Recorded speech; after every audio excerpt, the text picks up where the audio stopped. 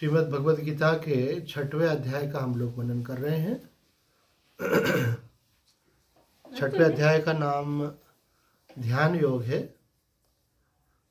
इसमें भगवान ने ध्यान के बारे में विशेषता से समझाया है,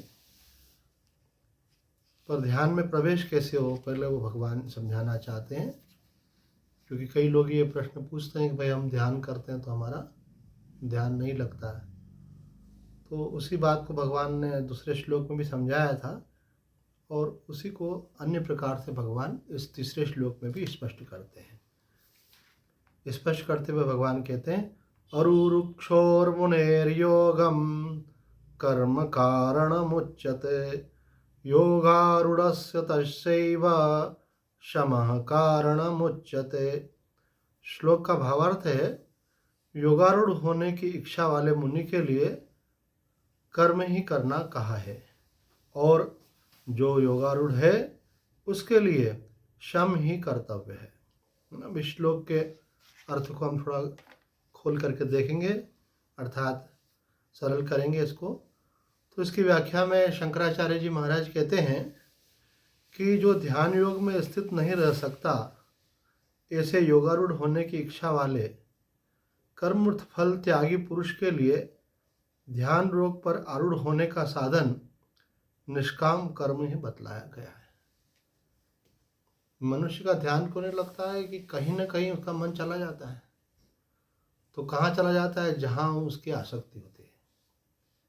कभी हमारी बच्चों में आसक्ति है तो उधर मन चला जाएगा, पैसे में आसक्ति है तो पैसे का चिंतन होने लग जाएगा।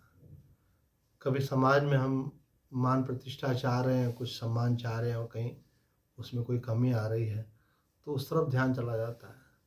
अथवा कोई सुख भोग हम भोगते हैं और उसका स्मरण हो आता है तो हमारा ध्यान भगवान से हट करके इन चीज़ों में चला जाता है। तो भगवान बोल रहे हैं कि ये जो आसक्ति हमारी है संसार में, ये कैसे मिटे। तो उसका एक ही उपाय हमारे शास्त्र बोलते हैं कि भाई आप कोई भी कर्म जो करते हैं, आपका कर्तव्य कर्म, आप ये मत सोचो कि ये मैं अमुक फल की प्राप्ति के लिए कर रहा हूँ, बल्कि आप ये सोच के करें कि भगवान ने मुझे ये सेवा दी है और मैं भगवान की प्रसन्नता के लिए कर रहा हूँ। ऐसे कोई पत्नी घर का कार्य करती तो पति बोलता भाई आज ये चीज़ बनाओ, तो बनाते समय उसको ख्याल रहता है कि भाई उनके लिए मैं बना रही हूँ, उनको अच्छा लगे उस हिसाब से बनाना है मेरे को। बच्चों के लिए बनाते तो हमको ख्याल आता है कि मेरे बच्चे को कैसा खाना पसंद है, उस हिसाब से मैं उसमें मसाले डालूँ, घी डालूँ, उस हिसाब से पानी डालूँ क्योंकि उसको वैसा पसंद है। तो इसी प्रकार से हम अपने जितने भी कर्म करते हैं, बाकी सब तो माध्यम है, पर वास्तव में हम कर्म किसके लिए कर रहे हैं? भगवान के लिए। क्योंकि जो हमको रोल दिया है वो भगवान ने दिया है।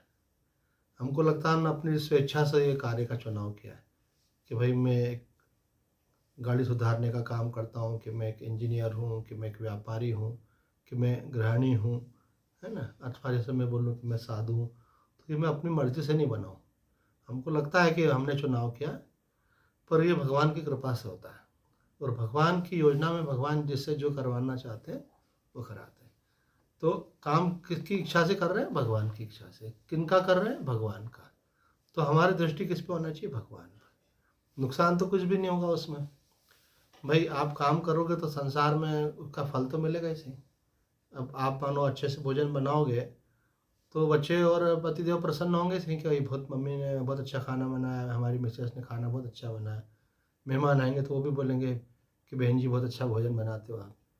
तो अपन जब भगवान पर दृष्टि रखेंगे ना तो उसमें और स्वाद आएगा, बल्कि भगवान का नाम लेते हुए करेंगे तो अंदर मन ही मन भगवान का नाम लेते हैं ना, बाहर से काम करते रहे। अगर कोई मानसिक कर्म कर रहे हैं तो पहले भगवान को प्रणाम करें, भगवान आपका कार्य आरंभ करता हूँ। चलो हर कार्य के पहले यदि याद आ जाए तो बहुत अच्छी बात है, नहीं तो एक तो काम कर ही सकते हैं कि जब अपन घर से काम के लिए निकले उस समय मन ही मन भगवान को प्रणाम करें और बोले भगवान आपकी दी हुई सेवा करने में मैं संलग्न हो रहा हूँ, करने जा रहा हूँ, आप मुझ पर कृपा बनाए रखें। काम पूरा हो जाए उसके बाद आखिरी में बोले भगवान जो आपने सेवा दी थी वो मैंने जिस प्रकार से बन पड़ी वो आपको अर्पण है। और बीच बीच में आपको याद रहे कि भगवान मुझे देख रहे हैं, है ना। आजकल ऐसा बड़ा अच्छा प्रचलन हो गया, आप सीसीटीवी कैमरे की नज़र में, है ना। पर इससे बड़ा कैमरा किसका है? भगवान का। आज हमको जो भी परिस्थिति प्राप्त हुई है किसके द्वारा प्राप्त हुई है? भगवान की इच्छा से।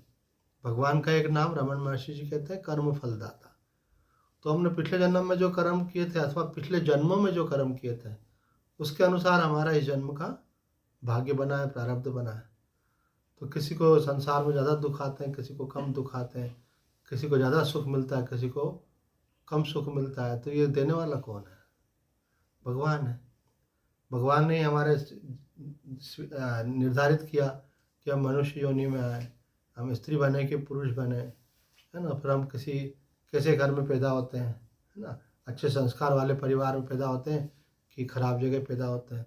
तो ये सब हमारे पुराने कर्मों के अनुसार जीव को भगवान मनुष्य शरीर दे करके परिस्थिति देता है। तो साधक को जो है कर्म करते समय इस बात का ध्यान रखना चाहिए कि कर्म का फल देने वाला परमात्मा ही है और वो निरंतर हमको देख रहा है। जिसको ये बात याद रहती है कि भगवान मेरे को देख रहा है, वो गलत काम नहीं कर सकता, है ना। अभी कुछ अपनी खाने की इच्छा है, मम्मी ने मना कर दिया तो देखेंगे मम्मी देख तो नहीं रहा, खा लो कि टॉफ़ी हो कि बिस्कुट हो कि कुछ भी ऐसा। कभी कोई देख नहीं रहा, चलो अभी खेलने लग जाओ। क्यों? मम्मी तो देख नहीं रही है। पर जब हमको ये मालूम रहता है भगवान देख रहा है तो हम गलत काम नहीं कर सकते। एक पिता ने अपने बच्चे को समझाया कि बेटा हम जो भी करते हैं वो सब भगवान देखता है, इसको कभी भूलना नहीं चाहिए। तो क्या हुआ कि एक दिन ऐसी स्थिति बनी कि घर में खाने का अनाज नहीं था, अकाल जैसी स्थिति बन गई थी। केवल जो थोड़े से साहूकार लोग थे उनके पास जो है वो व्यवस्था थी। तो भूख से व्याकुल होकर के पिता ने बेटे को बोला बेटा चलो अपन आते हैं। रात को जगाया और लेकर के गया। तो अंधेरी रात में ले जाके चौराहे पे खड़ा किया उसको, बोले बेटा तुम यहाँ खड़े रहना और अगर कोई आता जाता दिखे तो सीटी बजा देना, मैं अभी थोड़ी देर में आता हूँ। तो उनके पिताजी जो है किसी के खेत में चले गए, साहूकार के, जो बड़ा वहाँ का जमींदार था, और वहाँ से फसल काट ली और बांध ली चोरी करने के लिए और कंधे पे ला दी। इतने में उनके लड़के ने सीटी बजा दी। तो जैसे ही सीटी बजाई उन्होंने फसल नीचे गिरा दी और थोड़ी बहुत जो लगी हुई थी ऊपर ऐसे जैसे मैंने उठाई नहीं, आ गए वो जैसे देखे जैसे घूमने के लिए निकले। वहाँ बोले बेटा तुमने सीटी बजाई, कौन दिखा तुमको? बोले आपने बोला ना बाबा अगर कोई देखे तो सीटी बजाना। तो मेरे को याद आ गया भगवान देख रहा है। तो उसके पिताजी के आँख में आंसू आ गए। तो देखो मैं भूल गया भगवान देख रहे हैं और मैं भूख की पीड़ा में मैंने पाप कर लिया, चोरी करने चला गया, लेकिन मेरा बच्चा जो है इसको ये याद रहा। तो आदमी को संकट के समय खास इस बात का ध्यान रखना चाहिए कि परमात्मा देख रहा है और परमात्मा ने ऐसा आश्वासन दिया है ना, ऐसा भगवान ने सबका ठेका ले रखा है। वो भूखा उठाता लेकिन भूखा सुलाता नहीं, व्यवस्था वो करेगा। उसको प्रार्थना करो भगवान हम संकट में हमारी रक्षा करो। और अगर कष्ट आया भी तो उसको सहन करना चाहिए, क्योंकि सब दिन एक समान नहीं होते हैं। कोई कष्ट का समय भी आता है, वो भी निकल जाता है। कभी अपन बीमार पड़ जाते हैं, बहुत तकलीफ होती है, अपन हॉस्पिटल में भी होते हैं तो कितनी तकलीफ होती है, मन दर्द हो रहा है, बुखार आ रहा है, इंजेक्शन लग रहे हैं, क्या क्या हो रहा है ना। पर वो भी समय निकल जाता है, कोई भी समय रहता नहीं। धैर्य रखना चाहिए। धीरज धर्म मित्र और नारी आपतकाल परखिए चारी। धैर्य की परीक्षा कब होती है? जब हम संकट में होते हैं। उस समय अगर हमने धैर्य नहीं रखा तो किस काम का? हम धर्मात्मा हैं कि नहीं है इसकी परीक्षा कब होगी? जब हमारे ऊपर कोई परेशानी आएगी। वैसे तो हम अच्छे रह सकते हैं, लेकिन जब परेशानी आती है तो आदमी का मन व्याकुल हो जाता है, विचलित हो जाता है और गलत निर्णय लेने लगता है। तो सावधान रहना चाहिए व्यक्ति को, नहीं मुझे धर्म का परित्याग नहीं करना है। क्यों? क्योंकि धर्म से ही सुख मिलता है। आप गलत काम करके कोई धन अर्जित कर सकते हो, साधन अर्जित कर सकते हो, मान सम्मान के लिए बड़ा पद प्राप्त कर सकते हो गलत तरीकों से, लेकिन वो मिल तो जाएगा लेकिन वो आपको सुख नहीं देगा, है ना। बढ़िया आपको बना हुआ खाना दिख रहा है लेकिन उसके अंदर थोड़ी सी फिटकरी डाल दी, थोड़ा सा कुछ ऐसा डाल दिया, कड़वी चीज़ गिर गई उसके अंदर, तो वो दिखने में तो बहुत सुंदर दिखेगा लेकिन खाओ तो स्वाद नहीं आएगा। तो ऐसे कुछ लोगों के पास बहुत संपत्ति होती है, बहुत भोग के साधन होते हैं, लेकिन उनको उसमें सुख नहीं मिलता है। क्योंकि हमारे शास्त्र झूठे नहीं है। सब शास्त्र कहते हैं कि धर्म जो है वो मनुष्य को सुख देता है। अगर आपने धर्म किया है तो आपको सूखी रोटी भी खाएंगे, बच्चे सब हंसते खेलते रहेंगे, घर में प्रसन्नता रहेगी और आपको बड़ा अच्छा लगेगा। और आपने किसी का गला घोट करके, किसी का खून पी के, किसी को धोखा दे के, बेईमानी करके, सबसे पहले तो वो अन्न ही आपका दूषित हो गया, आपका मन दूषित है, आप खाएंगे तो आपको मज़ा ही नहीं आएगा। तो बोले सब कुछ तो है, परेशान क्यों हो रहा है? तो ऐसा देखने में आता है। आप थोड़ा देख लो कि अधिक अधिक धन वाला व्यक्ति अधिक अधिक सुखी होना चाहिए, पर ऐसा होता नहीं है, बल्कि उनको रात को नींद नहीं आ रही है, हैं? वो जो मन में सुकून नहीं है। तो कई लोगों को लगता है कि बहुत अधिक धन आने से बहुत सुखी होते हैं। अगर ऐसा है तो जिनके पास बहुत अधिक धन है वो ज़्यादा सुखी होना चाहिए। एक बार मैं बस से जा रहा था एक शहर से दूसरे शहर, तो मेरे मन में आया कि चलो आज देखते हैं, अपने को चेहरा देख करके मालूम पड़ता है ना, थोड़ा अंदाज तो लगता ही है कि सबसे ज़्यादा सुखी व्यक्ति कौन है। तो मैं पूरा रास्ता देखते गया एक शहर से दूसरे शहर, मुझे सबसे ज़्यादा सुखी जो मिला मेरे हिसाब से नंबर 1 कौन था, तो एक कोई चाय की केटली में चाय लेके जा रहा था और ऐसे मस्ती से जा रहा था और उसने अंगोछा लपेट रखा था और बनियान पहन रखी थी। उसका चेहरा ऐसा चमक रहा था, ऐसा मस्त था वो। मैंने बोला सबसे ज़्यादा सुखी है। तो इसका मतलब क्या हुआ कि बहुत अधिक संपदा होने से सुखी नहीं होते। संपदा वाला भी सुखी हो सकता है, पर संपदा से सुखी नहीं होते। आपके कर्म अच्छे हैं तो आपके मन में सच्ची शांति होगी। अंदर से आत्मा के रूप में परमात्मा तो जानता ही है, चलो कोई भी नहीं देखे, लेकिन आपको तो मालूम पड़ रहा है ना कि मैंने अच्छा किया कि बुरा किया। तो आपको मालूम पड़ रहा है, इसका मतलब क्या है, आपके अंदर बैठ करके वो आत्मा के रूप में परमात्मा देख रहा है।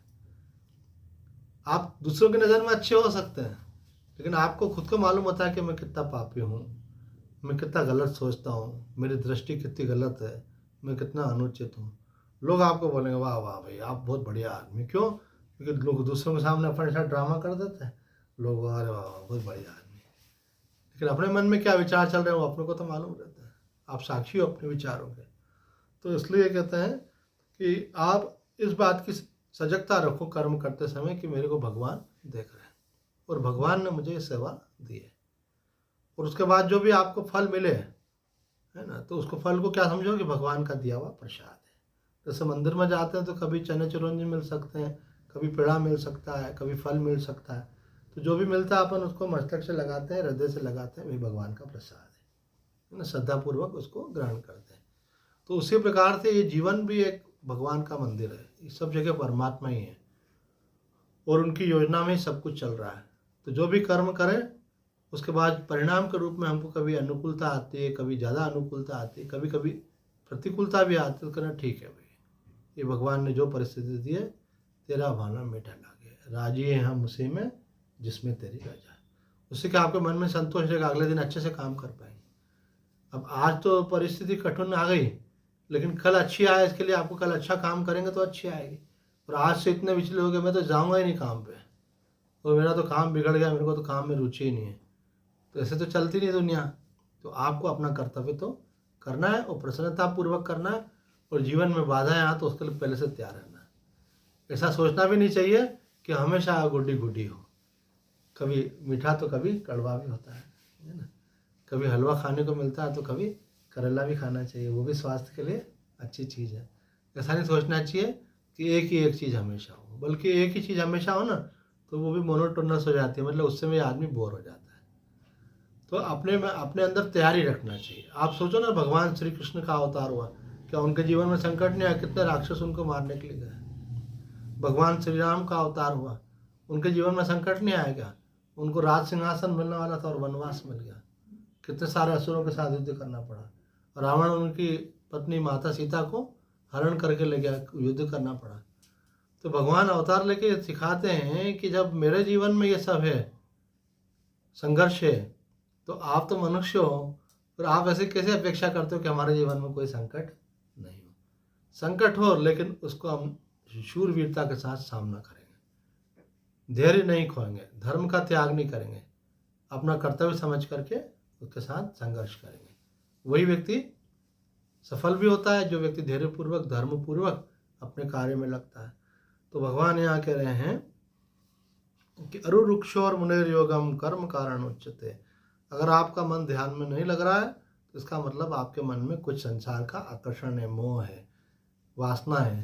तो वो कैसे खत्म होगी? तो भगवान उसका उपाय बता रहे हैं कि आप कर्म करो। कौन सा कर्म करो? तो व्याख्या करते हुए आदि शंकराचार्य महाराज कह रहे हैं कि आप निष्काम भाव से भगवान की प्रसन्नता के लिए कर्म करो। कोई कामना मन में मत रखो। और आपको मालूम तो है कर्म का फल क्या होता है, जानकारी नहीं होती ऐसा तो नहीं है। आप कोई काम करें, मानो आप गाड़ी सुधारते, तो मानो आप गाड़ी सुधारे, आपको मालूम है गाड़ी सुधारूंगा, जिसका काम हो जाएगा पूछेगा कितने पैसे, बताएंगे वो देगा। लेकिन आप ये सोचोगे कि काम मेरे पास भगवान ने भेजा है, मैं भगवान की सेवा कर रहा हूँ, फिर आप देखो उस काम का आनंद ही अलग रहेगा। काम करना भी आपका वर्क इज वर्शिप, काम भी आपका भक्ति हो जाएगा। उसके अंदर क्वालिटी इतनी अच्छी हो जाएगी क्योंकि वहाँ आपने समर्पण कर दिया है, तो आपके माध्यम से मानो परमात्मा ही काम करेगा।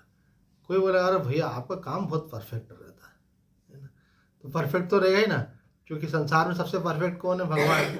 उनको याद करते हुए आप कर रहे हो तो मन को खुशी भी रहेगी और काम भी बढ़िया होगा। और मन में अगर चालाकी आ जाए, बेईमानी आ जाए, सामने वाले को धोखा देने की भावना आ जाए, उसको लूटने की भावना आ जाए, इसका मतलब अपना मन कलुषित हो गया, तो उससे कार्य में भी कार्य की क्वालिटी बिगड़ जाएगी।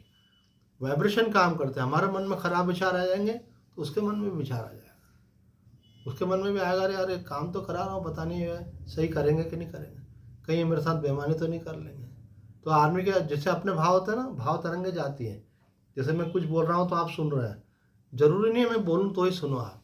मेरे मन में भाव आते तो वो भी आपके मन में विचार आने लग जाएगा। आपके मन में विचार आया मेरे प्रति, तो मेरे मन में भी वैसा भाव आ जाएगा कि ये मेरे प्रति श्रद्धा से देख रहे हैं। और आपके मन में खराब विचार आया ना, इनके मन में कोई मेरे प्रति शंका आ रही है, तो वो भाव तरंगे एक दूसरे से दूसरे के प्रति जाती है। हमारे अंदर से अच्छी तरंगों को निकालना है, भगवान को जोड़कर रहेंगे ना तो हमारे में से पॉजिटिव वाइब्रेशन निकलेंगे। तो उसके कारण से क्या होगा, लोगों में अपने आप आपके प्रति आकर्षण होगा, आपके प्रति प्रेम होगा, आपके प्रति सद्भाव होगा, अपने आप देखोगे व्यवस्था अनुकूल बनने लगेंगी। किसी ने प्रश्न पूछा कल हमसे, भाई कोई हमारे प्रति खराब भाव रखता है तो खराब भाव रखता है तो आप भी खराब भाव रखो, तो खराब से खराब बढ़ेगा। किसी ने आपको पत्थर मारा, आप ईंट मारो, तो वो क्या करेगा? वो शस्त्र लेके आ जाएगा। लेकिन आप बोलो कि भाई भगवान इसको सदमति दे, है ना, मेरा कोई कर्म होगा ये माध्यम बन करके तकलीफ दे रहा है, तो चलो मेरा कर्म कट रहा है। आप गलत भाव मत लाओ। अगर आप भी गलत भाव लाओगे फिर सत्संग में जाने से क्या फ़ायदा? आप सोचे भाई ऐसा इसलिए हुआ कि हमारा कोई पुराना पाप कर्म था, इसलिए इस व्यक्ति ने हमको तकलीफ दी। ये नहीं सोचो कि अब हम भी इसने तकलीफ दी तो हम भी तकलीफ देंगे। इससे क्या होगा? द्वेष भाव बढ़ेगा उसके मन में। आज मनो बदला नहीं ले पा रहा, कल मौका ढूंढ करके बदला ले लेगा, अथवा अंदर उसका स्टोर हो जाएगा और आपका कर्म तो कटा लेकिन आपने नया कर्म बना लिया। आपको तकलीफ हुई मतलब क्या हुआ? पुराना पाप कर्म कटा, लेकिन आपने उसको तकलीफ दे दी, इसका मतलब क्या हुआ? नया पाप कर्म बना लिया। तो कोई लोग बोलते हैं क्या हमको कोई तकलीफ दे तो क्या हम चुपचाप सहन करते जाएं क्या? इससे तो पाप की वृद्धि होगी। बोले सहन मत करो, उसका प्रतिकार करो, उसके निवारण का उपाय करो, उसको समझाओ। नहीं मानता तो अपनी रक्षा करो, लेकिन प्रतिघात करने की भावना मन में मत रखो। तो अगर आपकी ऐसी भावना रहेगी तो आप देखोगे कि धीरे धीरे पुराना ऐसा खत्म होता जाएगा और आपके आनंद की वृद्धि होती जाएगी। और अगर आपने पुराना ऐसा पूरा, जैसे कोई किराने की दुकान से सामान लेने गया, बोले भाई भैया 10 रुपये की टॉफ़ी देना, तो बोले वो पहले वाले 10 रुपये हैं तो सही, हाँ बोले पहले वाले में से 5 रुपये ले लो, 10 और 5 15 हो जाएंगे। तो ऐसे हर बार अपन और उधारी बढ़ाते जाए। फिर एक दिन वो बोल देगा भाई आप सामान नहीं मिलेगा, आपके तो पैसे बढ़ते ही जा रहे हैं, पुराना देते ही नहीं हो और कम दे के ज़्यादा ले जाते हो। तो ऐसे हमारे प्रति अगर कोई कष्ट आया तो पुराना हमारा कोई पाप कर्म कट रहा है। अब हम नया पाप करते जाएंगे तो फिर क्या होगा? एक दिन ऐसा हो जाएगा हमारे जीवन में सुख ही नहीं रह जाएगा, अशांति हो जाएगी। तो ये बात बोल रहे हैं, अगर आपने निष्काम भाव से सेवा का मन में ठान लिया तो अंतःकरण आपका शुद्ध हो जाएगा। दूसरी बात भगवान ने यहाँ कही, योगारूढ़स्य तस्यैव क्षमा कारणम मुच्यते, कि जो योगारूढ़ हो गया है अर्थात जिसका अंतःकरण शुद्ध हो गया है, उसके लिए क्या? उसके लिए कहते हैं तथा वही जब योगारूढ़ हो जाता है तो उनके लिए ध्यान योग में सदा स्थित रहने का साधन है कर्मों से उपराम होना बताया गया।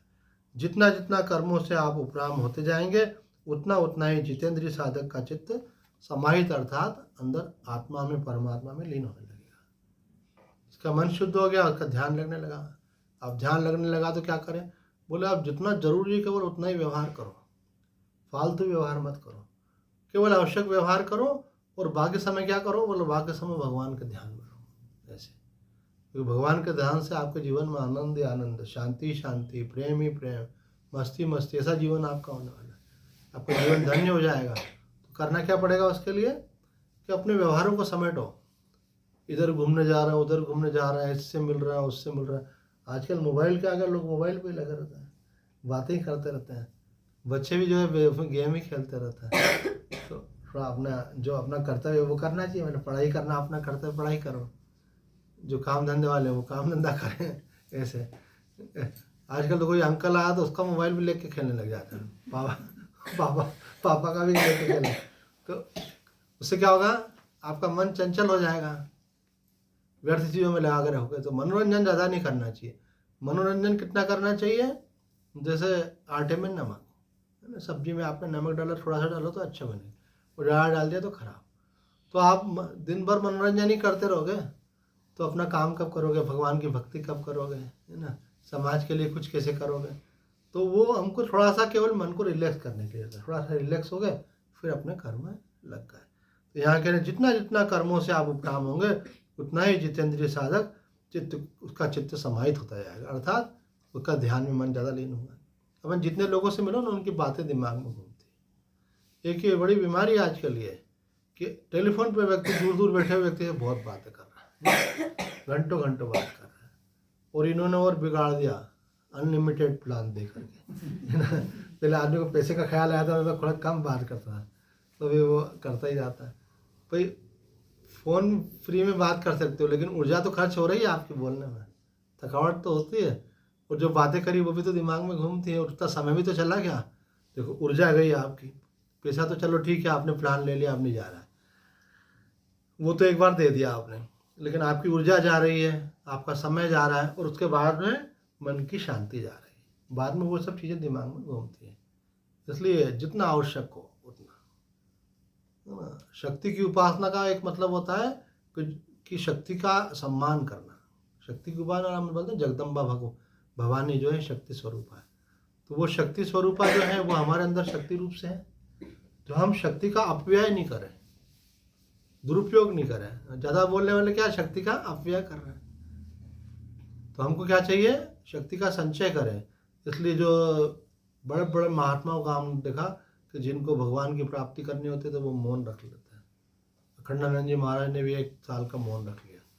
तो वो कुछ बोलते नहीं थे, केवल भगवान का नाम लेते थे। जय कृष्णमूर्ति एक संत हुए, उन्होंने भी मौन रख लिया। रमण महर्षि जी तो मौन ही रहते थे, कई सालों तक मौन रहे।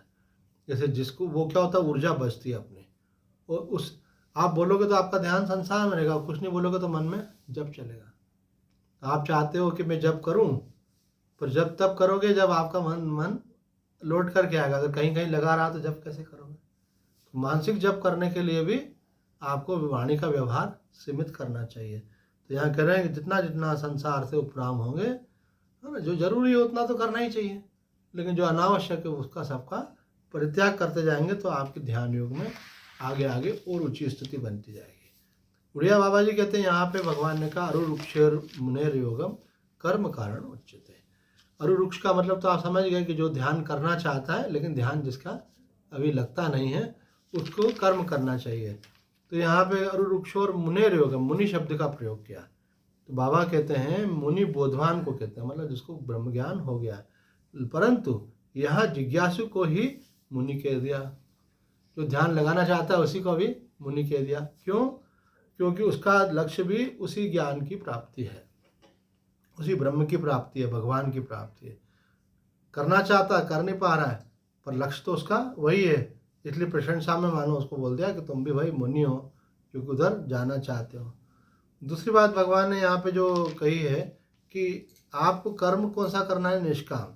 निष्काम कर्म तथा निष्काम उपासना से अंतःकरण शुद्ध होता है और जिज्ञासा होती है, तब महावाक्य द्वारा ज्ञान होता है। अब यहाँ बोल रहे हैं कि 2 चीज़ें हैं, एक तो है कर्म और दूसरा है भक्ति। तो आपने सुबह अपना नित्य नियम कर लिया, भगवान की भक्ति कर ली, फिर उसके बाद अपने कर्म में आप लग जाते हो। तो आप भक्ति भी करो तो इस बात का ध्यान रखना पड़ेगा आपको। अगर आध्यात्मिक उन्नति चाहते हो आप कि भगवान की भक्ति तो करें, लेकिन भगवान की भक्ति किस लिए करें, भगवान के लिए करें। हे भगवान, मेरा आपसे प्रेम हो, आपके चरणों में मेरी प्रीति हो, आपके प्रति मेरी श्रद्धा हो। इस भावना से भगवान की भक्ति करें। इसलिए नहीं करें कि भाई भगवान मेरी इच्छा कब पूरी होगी, मेरी वो इच्छा कब पूरी होगी। तो भगवान को सब मालूम है कि आपकी क्या इच्छा है। तो आपका बैलेंस बनेगा तो पूरी होगी। अभी बैलेंस नहीं है तो आप कोई आपके पास रुपया कम हो और वस्तु महंगी हो तो आप खरीद सकते हो क्या? नहीं। तो आपके पुण्य कर्मों का बैलेंस बनेगा तो अपने आप मिलेगी आपको। तो भगवान जानते हैं किसको कब देना है, तो आप उन पर छोड़ दो। जैसे बच्चा होता है अपनी परवाह नहीं करता, खेलता रहता है, लेकिन उसकी माँ पकड़ पकड़ के, अरे इधर आ, चल खाना खा ले, चल बहुत देर से खेल रहा है, चल सो जा। क्यों? क्योंकि उसको अपनी परवाह नहीं। तो आप अपनी खुद की परवाह मत करो, भगवान को करने दो। आप उनके द्वारा दिए हुए कर्तव्य कर्म को करो। तो कहते हैं आप उपासना भी जब करनी है तो भगवान से कुछ मांगने के लिए उपासना नहीं करना चाहिए, बल्कि जो उन्होंने दिया उसका धन्यवाद करने के लिए। तो भगवान भी समझ जाते हैं कि अरे ये तो स्वार्थी जब भी आता है तो कुछ ना कुछ मांगता ही रहता है। ये बात ठीक है कि भगवान दयालु हैं, आप जब मांगते तो वो देते हैं, पर मांगना ही एक उद्देश्य नहीं रहना चाहिए भगवान के पास जाने का, बल्कि ये होना चाहिए कि भगवान मेरा आपसे प्रेम हो, आप में मेरी श्रद्धा हो, आपके प्रति मेरा समर्पण हो, और जो आप जीवन में कर्तव्य दिया उसको मैं अच्छे से कर सकूं, और जो परिस्थिति आपने दी है उसको मैं स्वीकार करके प्रसन्न रह सकूं। ये भावना उसके अंदर होना चाहिए। तो कई लोग समझते हैं उपासना का मतलब है कि हमारा सब काम हो जाए। उपासना का मतलब होता है कि आपका काम बने या बिगड़े लेकिन आप फिर भी प्रसन्न रहें। बड़ी बात तो वो होती है किसी का काम बन जाए और फिर भी खुश नहीं हो तो क्या फ़ायदा। इससे अच्छा तो वो हुआ कि किसी का काम बना या नहीं बना लेकिन फिर भी खुश। इसका मतलब क्या है? उसका भगवान के प्रति पूरा विश्वास है, श्रद्धा है, और वो समझता है भगवान जो भी कर रहे हैं अच्छा कर रहे हैं। है ना? गीता जी की शिक्षा में आता है भगवान ने जो किया अच्छा किया, जो हो रहा है वो भी अच्छा हो रहा है, और जो होगा वो भी अच्छा होगा। ऐसी पॉजिटिव आपकी थिंकिंग हो जाएगी तो आपके मन में कितनी खुशी रहेगी, कितनी शांति रहेगी, कितनी प्रसन्नता रहेगी। और आपके मन में पता नहीं कल क्या होगा, ऐसा तो नहीं होगा, वैसा तो नहीं होगा, तो अच्छा होने वाला भी बिगड़ जाता है काम। क्यों? आप निगेटिव वाइब्रेशन भेज रहे हो, और आपको विश्वास हो कि नहीं मेरा बच्चा अच्छा काम करेगा, है ना, मेरी पत्नी है अच्छा करेगी, तो आपका उनका प्रति विश्वास होगा तो उनके मन में भी आएगा कि भाई हमारे प्रति विश्वास है इनका, आपके वाइब्रेशन भी जाते हैं। एक लड़की मेरे पास आई, बोलने लगी मेरे को एक लड़के से प्रेम हो गया, तो गुरुजी मेरे को क्या करना चाहिए? तो मैंने बोला बेटा मम्मी पापा को बताओ अपना कि तुम्हारे को शादी करने की इच्छा है। तो बोला नहीं नहीं मेरे पापा तो बहुत गुस्सा करेंगे, मारेंगे भी मेरे को ऐसे। तो फिर तो मैंने कहा क्या उनके साथ भागने का मन नहीं का तुम्हारा, क्या ऐसी बात है? बोले नहीं भागने की बात तो नहीं थी मेरे मन में, लेकिन अब मेरे को थोड़ा डर लगने लग गया ऐसे कि क्या करूं। तो मैंने फिर बताओ तुम्हारे मन में क्या? बोले नहीं मैं मम्मी पापा को बताए बिना कुछ भी नहीं करूँगा। मैंने कहा शाबाश बेटे ऐसे ही होना चाहिए। बोले मैंने कहा ऐसा तुम्हारे मन में क्यों आ रहा है? बोले ऐसा इसलिए आ रहा है मेरे पापा मुझे बहुत प्यार करते हैं और मुझ पर बहुत विश्वास करते हैं, मैं उनका विश्वास नहीं तोड़ सकती। उनका शाबाश, है ना। पिता का प्रेम जो है बच्चे के मन में ये बात पैदा कर देता है। बोले मेरे पापा मुझ पर बहुत विश्वास करते हैं, तो मुझ पर इतना विश्वास करते हैं मैं अपने पिताजी को धोखा नहीं दे सकती। मुझे उस लड़के से प्रेम तो बहुत है लेकिन मेरे पिताजी मुझ पर बहुत विश्वास करते हैं, इसलिए मैं ऐसा काम नहीं करूँगी। तो मैंने कहा देखो इसका मतलब क्या हुआ, आप डांट डपट के किसी को अपना नहीं बना सकते हो, आपका प्यार ही उनको बांधता है। और वो उनसे कोई भूल भी होने वाली होगी तो वो सोचेंगे नहीं ऐसा करेंगे तो माता पिता का दिल दुखेगा। तो यहाँ पे ये बात कही जा रही है कि प्रेम जो है निष्काम कर्म तथा निष्काम उपासना से अंतःकरण शुद्ध होता है। तो आपको उपासना भी करनी किस हिसाब से कि भगवान की प्रसन्नता के लिए हम ये कर रहे हैं, भगवान से प्रेम के लिए ये कर रहे हैं।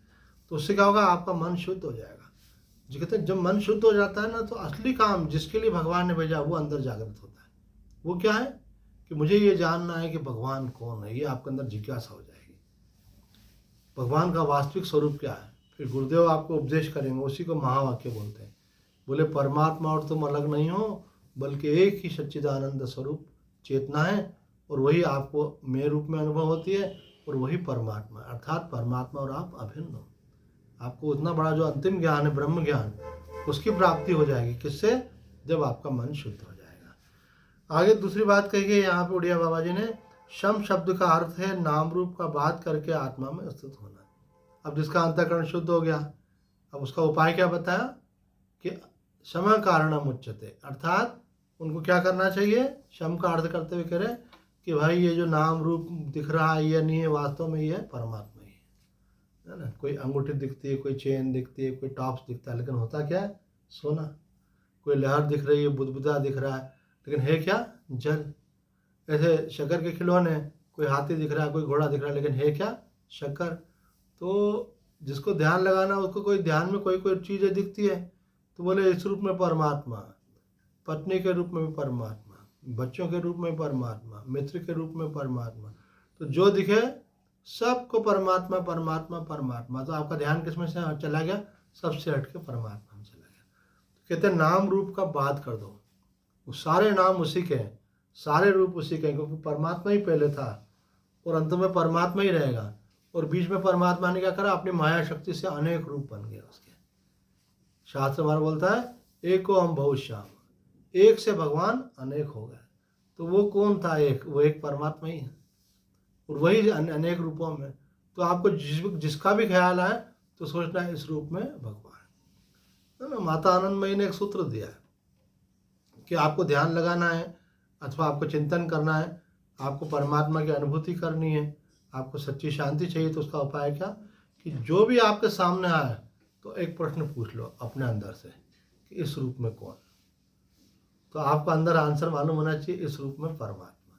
माने तो यहाँ तक कहा कि बीमारी भी अगर आई आपके पास में, तो बीमारी के रूप में कौन, जो परमात्मा के सिवा कुछ है ही नहीं, तो बीमारी के रूप में भी कौन, परमात्मा। मित्र के रूप में भी कौन, परमात्मा। शत्रु के रूप में भी कौन, परमात्मा। ऐसा करने से आपकी क्या होगा, भगवताकार वृत्ति बन जाएगी निरंतर। तो यहाँ कह रहे हैं शम शब्द का अर्थ है नाम रूप का बात करके आत्मा में स्थित हो जाना। उन सबको हटा दिया जो कुछ है, फिर आपने निराकार आत्मा में टिक गया। शम शब्द समाधि का वाचक है, अतः निरंतर आत्माकार वृत्ति रखना ही शम है ना। निरंतर आत्माकार वृत्ति रखने का मतलब है कि निरंतर एक सच्चिदानंद स्वरूप आत्मा है, उसका स्मरण बनाए रखना अथवा भगवान का स्मरण बनाए रखना। ऐसे महापुरुष चलते फिरते खाते पीते निरंतर शांत वृत्ति बनाए रखते हैं। जिनके जीवन का लक्ष्य महान परमात्मा की प्राप्ति, वो क्या करते हैं, संसार का सब व्यवहार करते हैं। ऐसा थोड़ी कोई समाधि लगा के बैठे रहते हैं, चलते फिरते भी हैं, खाते पीते भी, बाकी सब व्यवहार भी करते हैं, लेकिन भावना क्या रखते हैं, सब भगवान है। तो उनकी निरंतर भगवताकार वृत्ति, आत्माकार वृत्ति बनी रहती है। यहाँ पे कहा है कि वो निरंतर शांत वृत्ति बना कर रखते हैं, उत्तेजित नहीं होते हैं, चंचल नहीं होते हैं, एक्साइट नहीं होते हैं। बोलते ठीक है, संसार है, कभी कुछ मिल भी गया तो कोई बड़ी बात नहीं, कुछ चला भी गया तो बड़ी बात नहीं।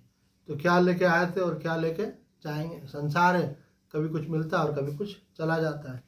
तो यहाँ पे यति के लिए एक श्लोक दिया है बहुत बढ़िया, न पाणी पाद चपलो न नेत्र चपलो यति न वाक्य चपलश्चैव शिष्ट येते सिद्धि लक्षणम।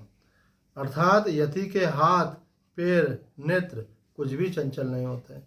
कोई लोग बैठे रहते हैं सत्संग, उनका ऐसे ऐसे पैर हिलते रहते हैं, मतलब क्या हुआ कि वो चंचल है, चंचलता के कारण।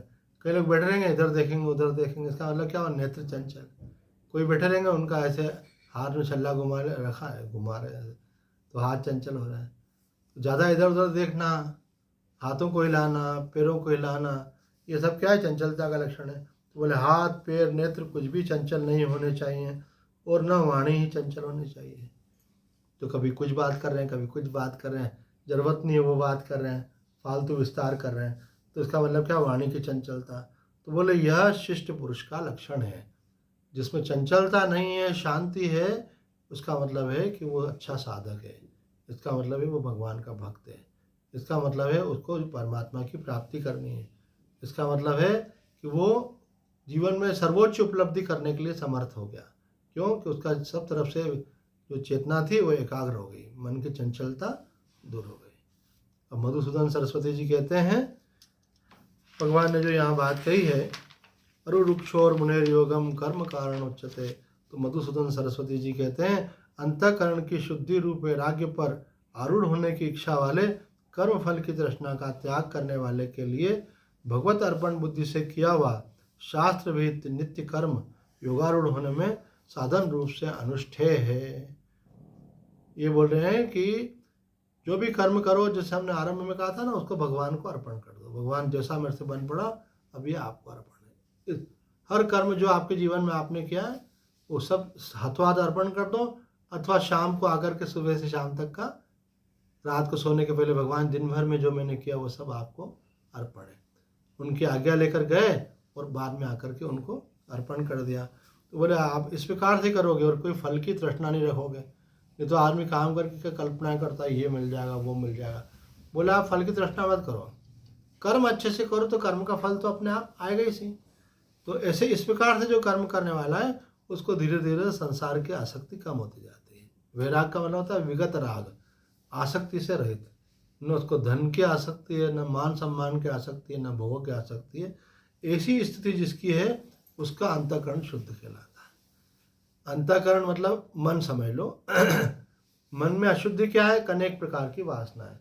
और मन की शुद्धि क्या है कि कहीं आसक्ति नहीं है। जिसको कहीं आसक्ति नहीं रहती है वो व्यक्ति जब बैठता है तो बैठे बैठे उसका ध्यान लगने लगता है, उसको शांति का अनुभव होता है, उसके मन में आनंद रहता है। और जिसमें अनेक वासनाएं रहती हैं उसका मन निरंतर अशांत रहता है। मेरी ये इच्छा कब पूरी होगी, होगी कि नहीं होगी, ऐसा क्यों हो गया, वैसा क्यों हो गया, यही चलता रहता है। जो भगवान का भक्त साधक है वो जानता है कि संसार सब चलाने वाला परमात्मा है, हम कर्म कर रहे हैं और भगवान के लिए कर रहे हैं। जो वो कर रहा है अच्छा कर रहा है, हरि करे सो खरी। तो मन में समाधान की स्थिति रहेगी। और शिकायत रखेंगे तो मन में बेचैनी और नाराज़ी बनी रहेगी, अशांत बन जाएंगे। यहाँ कह रहे हैं कि जो ऐसा व्यक्ति है जो नित्य कर्म तो करता है जो रोगारूढ़ होने के लिए, लेकिन किस भाव से करता है? भगवत अर्पण बुद्धि से, उसका कल्याण होता है। दूसरी बात जो कही थी योगारूढ़स्य तस्यैव क्षमा कारणम उच्यते। तो कहते हैं तथा जो योगारूढ़ है, जो अंतःकरण की शुद्धि रूप वैराग्य को प्राप्त कर चुका है, उस योगी के लिए शम अर्थात समस्त कर्मों का संन्यास ही ज्ञान निष्ठा के परिपाक का साधन कहा गया है। अगर आप चाहते हैं कि आपको परमात्मा की प्राप्ति हो तो पहले आप सेवा करते रहो, अपना कर्तव्य करते रहो भगवत अर्पण बुद्धि से, भगवान की प्रसन्नता के लिए। आपका संसार बहुत बढ़िया चलेगा। अब आपकी वो यात्रा पूरी हो गई, सब कुछ कर लिया दुनिया में आपने, उसके बाद क्या रहा? बोला अब धीरे धीरे अपने आप को समेटो संसार से। अब जितना हो सके व्यवहार को कम करो, कर्मों का संन्यास करते जाओ, मतलब कर्मों को त्यागते हो। जितना जितना त्याग करते जाओगे उतनी उतनी शांति बढ़ती जाएगी आपकी। क्योंकि जितना व्यवहार करेंगे उतना उसमें विक्षेप होता है। लेकिन अगर आपने संसार का व्यवहार कम कर दिया तो आपको आनंद की अनुभूति होने लगेगी। तो साधक जो होता है वो अपने व्यवहार को सीमित करता जाता है, समेटता जाता है। हमारे पूज्य स्वामी कृष्णानंद जी महाराज की शिक्षा है कि सीमित व्यवहार। तो सीमित मतलब कितना सीमित? तो बोले जितना आवश्यक है उतना ही करो, उससे ज़्यादा जरा भी मत करो। जितना आप व्यवहार कम करोगे उतना आपका विक्षेप कम होता जाएगा। क्योंकि कोई भी संपर्क जो है वो आपके मन में संकल्प पैदा करता है। तो जितना संपर्क कम होंगे संकल्प भी कम होगा। संसारी लोग बोलते हैं अरे भाई यहाँ जाना है, वहाँ जाना है, इससे मिलना उससे मिलना। लेकिन जो साधक होता है, जो शांति चाहता है, वो कहता है भाई जो जरूरी है वहाँ जाए, जहाँ जरूरी में भी बहुत जरूरी है वहाँ जाए। तो क्या हुआ? उसने अपने को समेट लिया। तो स्वामी जी की जो 10 स्वामी कृष्णानंद जी महाराज की 10 प्रमुख शिक्षा है उसमें एक शिक्षा ये है कि सीमित व्यवहार। जितना आप व्यवहार कम करोगे उतना आपके जीवन में शांति आएगी। संबंधों का विस्तार नहीं, व्यवहारों का विस्तार नहीं। आदमी सबके साथ सेटिंग बनाने की कोशिश करता है, इसको रखो खुश, उसको रखो खुश है। और मार तो बोलते भाई अगर खुश रखना है तो परमात्मा को खुश रखो। जा पर कृपा राम की होई, ता पर कृपा करे सब कोई। सबको खुश रखने के चक्कर में आदमी खुद दुखी हो जाता है। इसलिए भगवान को खुश रखने की कोशिश करो और संबंधों को सीमित रखो। ये भी चंचलता है, बहिर्मुखता है ऐसे। और संसार के लोग तो ऐसा है कि अगर आपने उनको 20 बार भोजन में बुलाया और बढ़िया बढ़िया खिलाया और 21वीं बार आपका स्वास्थ्य ठीक नहीं हो और उन्होंने बोला हम आ रहे हैं, आपने बोला नहीं नहीं मत आओ भाई, अभी हमारे पास टाइम नहीं, अलग बहुत बड़े लोग हो गए ऐसा। और जो आपने किया वो भी भूल जाएंगे। आप किसी की सहायता करते रहो और कभी नहीं कर पाओ तो वो आपका दोष देखने लग जाएगा।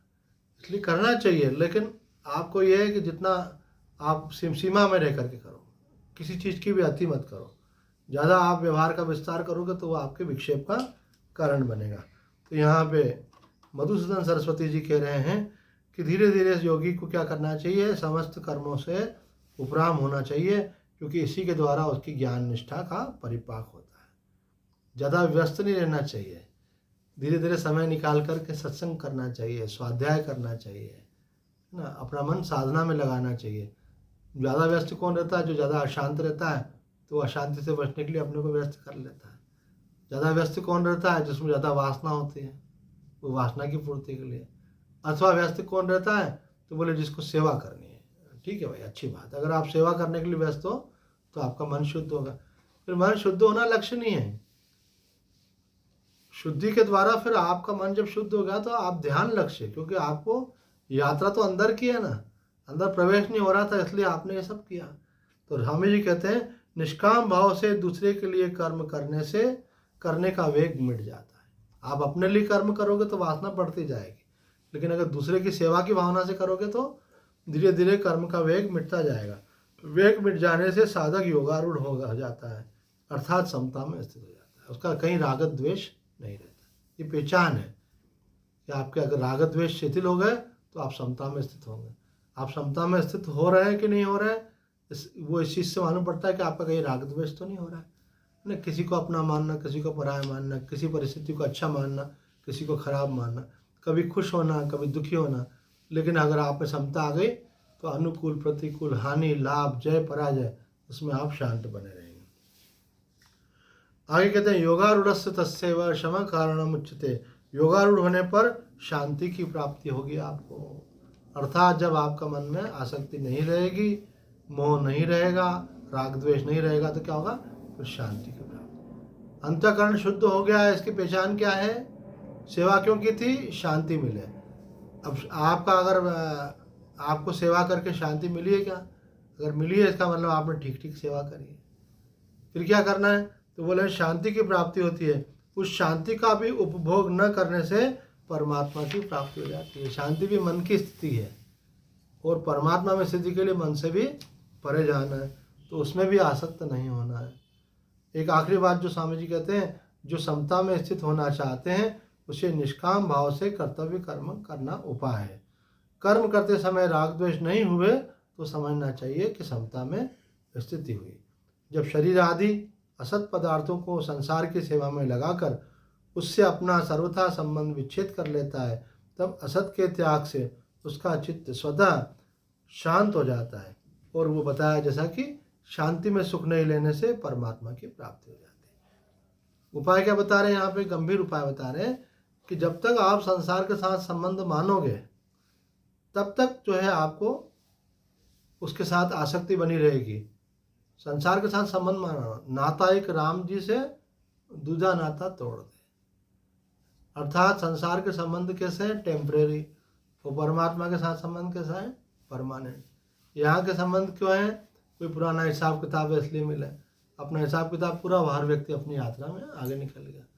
यहाँ की वस्तुएं आपके साथ चलने वाले नहीं है, व्यक्ति आपके साथ चलने वाले नहीं है, परिस्थितियाँ सदा एक सी रहने वाली नहीं है, इसलिए उनमें कोई अपनापन मत रखो। संसार के लिए ये मत कहो कि ये हमारे हैं, हम इनके, है ना, बल्कि परमात्मा को कहो परमात्मा आप ही हमारे हो, हम आपके। संसार आपका है नहीं और हो सकता नहीं। समय के साथ सब चीज़ें बदल जाती हैं। आप उनके साथ अगर ज़्यादा घनिष्ठता कर लेंगे तो बाद में वही आपके लिए दुख का कारण बन जाएगा। जो आज आपको प्रिय लग रहा है, अखंडानंद जी महाराज कहते हैं, जो आज आपको प्रिय लग रहा है कल वही आपको रुलाएगा। क्यों? आपकी प्रियता इतनी अधिक है, फिर वो जब आपको छोड़ के जाएगा तो रोगे। वो आपके अनुसार नहीं रहेगा तो फिर रोना आएगा। इसलिए संसार में किसी से आसक्ति मत रखो। प्रेम हो तो श्री हरि से प्रेम होना चाहिए। प्रेम किससे करो? परमात्मा है, और परमात्मा के नाते सबसे, क्योंकि परमात्मा ने हमको ये सब दिया जगत, सबसे प्रेम का व्यवहार करो, लेकिन आसक्ति किसी में भी नहीं होना चाहिए। तो आज इतना ही कहकर अपनी वाणी को विराम देते हैं। ओम पूर्णमद पूर्णमिदं पूर्णात् पूर्णमुदच्यते पूर्णस्य पूर्णमादाय पूर्णमेवावशिष्यते। ओम शांति शांति शांति। हरि ओम तत्सत्।